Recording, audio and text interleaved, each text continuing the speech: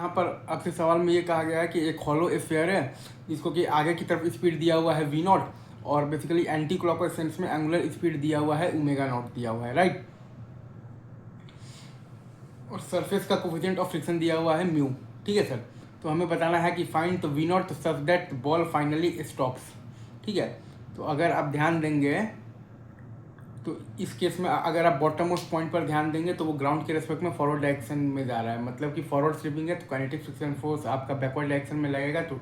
To make तो v equal to omega, right. तो क्योंकि काइनेटिक फ्रिक्शन फोर्स जो है वो आपका पास कर रहा है पॉइंट पी से, तो काइनेटिक फ्रिक्शन फोर्स का टॉर्क जीरो होगा पॉइंट पी के अबाउट, तो आप पॉइंट पी के अबाउट एंगुलर मोमेंटम कन्जर्वेशन लगा दिए हैं। तो वहीं करने से हमारे पास आया है m v naught r minus आ गया है तो 2/3 m r square into omega naught is equal to zero. तो यहाँ से आपके पास वी नॉट बराबर आ गया है तो 2 ओमेगा नॉट r/3। अब अगर आपसे कोई बोल दे कि टाइम फॉर स्टॉपिंग बताइए तो वो अगर आपको निकालना है तो v at any time t आपके पास आ जाएगा v naught minus mu g T,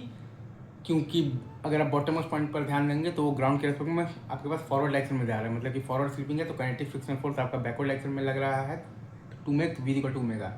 तो v at any time t आपके पास आ जाएगा v naught minus mu g t is equal to zero is equal to omega. तो omega at any time t आपके पास आता है बेसिकली अल्फा टी, और बेसिकली अल्फा होता है आपके पास टॉर्क बाई आई, तो म्यू एम जी आर और बाई आई आता है आपके पास 2/3 m r square into t alpha t, और माइनस ये है आपके पास बेसिकली इनिशियल